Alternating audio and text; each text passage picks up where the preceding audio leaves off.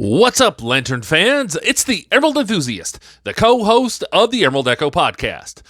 Here with a look at the McFarlane DC Multiverse gold label figure of Parallax.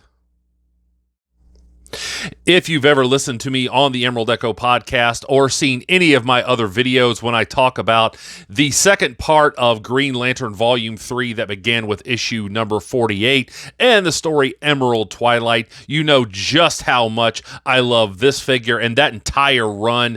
From that point on, that's actually my favorite DC Comics run ever until the end of Volume 3. But with no further ado, let's go ahead and look at the package details of this figure. Here's the side of the packaging. It says Parallax Green Lantern Emerald Twilight. On the opposite side, we get a partial window where we can see the accessories.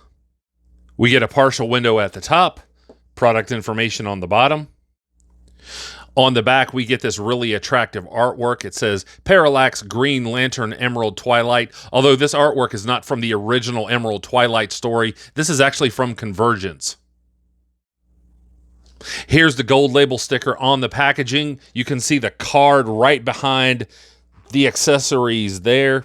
Here's the figure through the front window. Here are the accessories off to the side. I do have a couple of small gripes with this figure, but I'm just so excited to have this figure in my collection. So with no further ado, now I think it's time to bust this figure out of the package and see what's inside.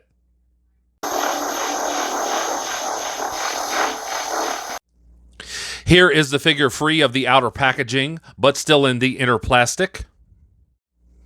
Here is the cardboard tray with the trading card and the DC Comics logo peg base.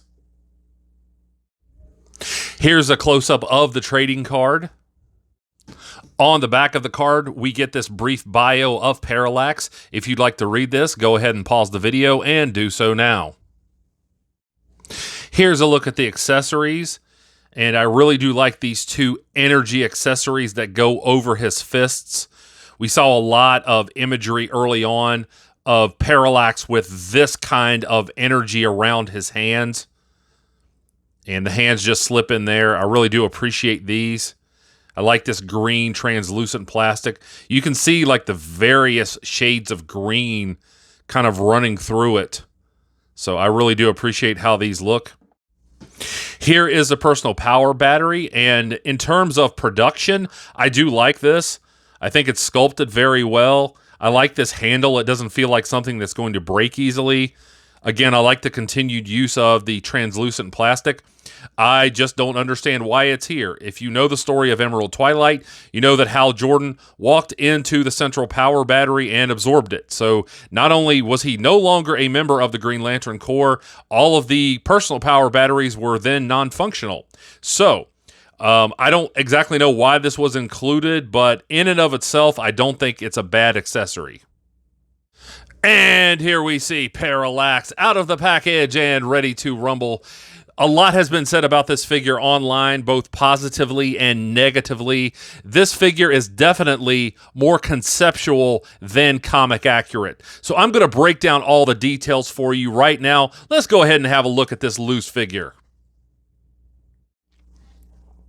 So here is the figure next to the DC Direct Parallax. This is a comic accurate Parallax, and as you can see, what McFarlane has done is taken all the same elements from this and made the figure recognizable as the character it represents, but at the same time, given it its own unique look. So I prefer this in terms of design because this is from Darryl Banks, my favorite comic book artist, and this is just perfection. But that doesn't mean that I don't like this figure.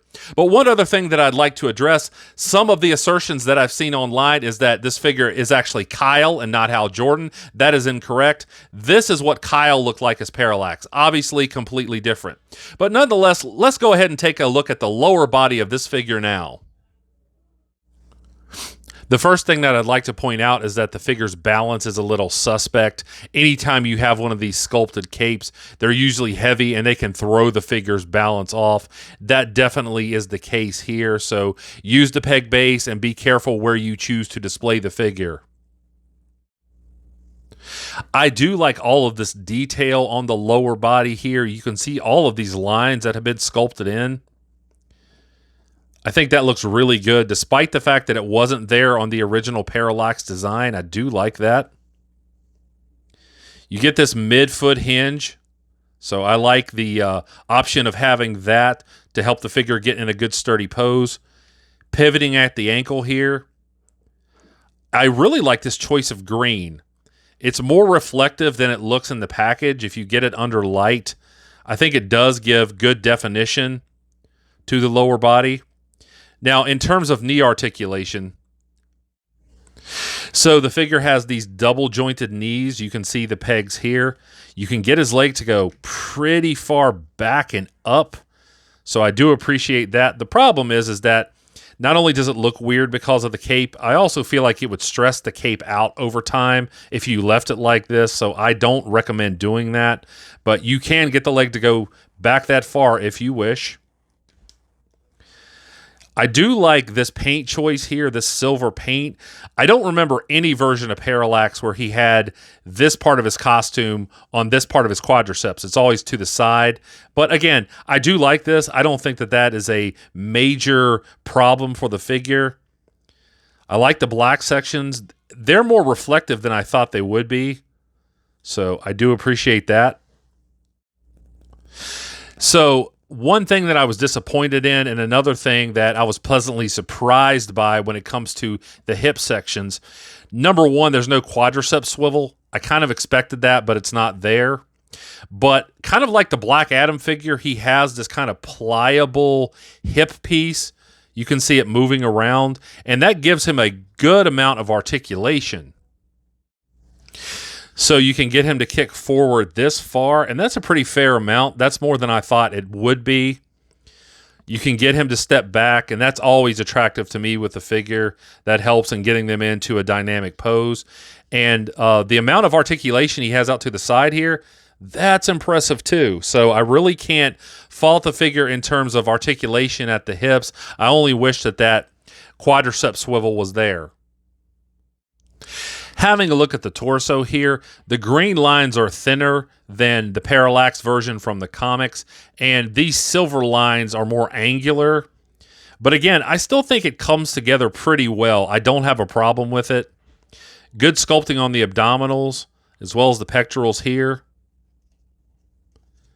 Here's a look under the cape there. In terms of articulation, you can get him to rock side to side pretty well. You get him to rock back. So if you have him in, flying pose, you can get a pretty good amount of articulation there. You can get him to crunch forward pretty well, but again, this piece, kind of like when I talked about with the Black Adam piece, the hip piece here pushes against the abdominals just a little bit. So a little criticism there of the articulation, but overall, I don't think this is a bad torso. Let's get a look at the arms now. And again, I like this segmented look to the black sections of the figure. Double jointed elbows, so you can get his arm to go pretty far back. Good sculpting on the forearm there. He has this butterfly joint here at the shoulder, and I like that McFarlane seems to be using that on a lot of their figures now. So that gives you some good posing options. You can get his arm to go up this far. Now, obviously, because of the shoulder pad part, you can't get his arm to go straight up, but if you want to, you can get that amount of articulation there. So you do have lots of options. Here's a look at the opposite side. I do appreciate the bicep swivel. And you can get his arms to go out this far. Get him to go back. You kind of run into the cape there, but really that's not bad at all. So here's a close-up of one of the fists. And I certainly appreciate the detail on this. Good articulation. You can see there's still the hinge here. Yeah, McFarlane did a great job there. Also with the paint applications on the silver sections. Those had to be very exact, and they are. So I certainly appreciate the way that the hands look. Here's the other one. I guess you can put the personal power battery in this if you'd like to. I wouldn't really want to because, again, I don't think that Parallax needs a personal power battery. but nonetheless, you do have that option. So here is the figure with the energy accessories on, and I really do like the way this looks. That really reminds me of Parallax. This one was a little tighter than I wanted it to be in getting this on, so be careful there.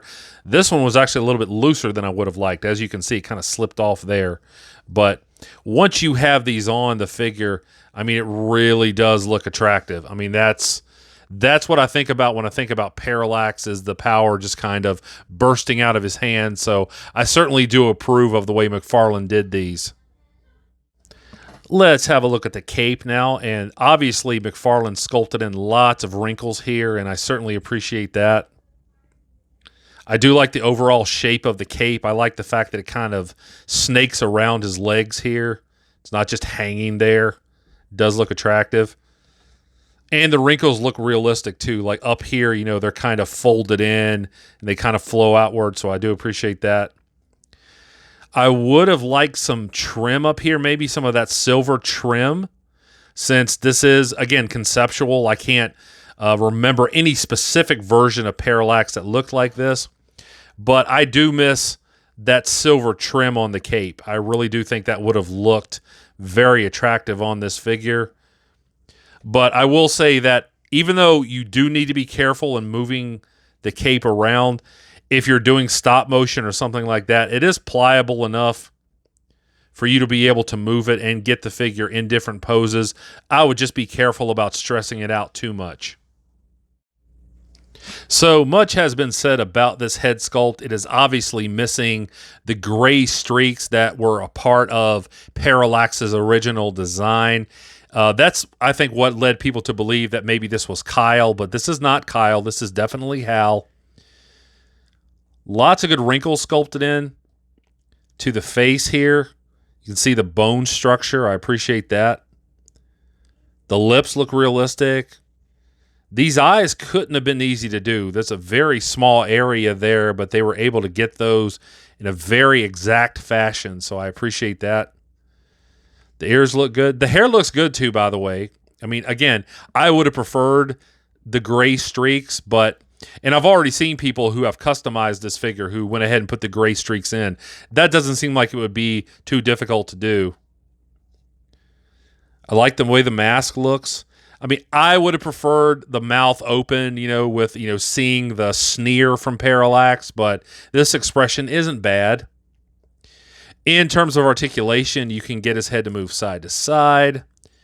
You can get him to look down pretty far. That's impressive. You can't get him to look up very far, though, so that's a little disappointing. However, he does have this beautiful head tilt, so I always appreciate that. Overall, I think this is a pretty good effort on the head sculpt.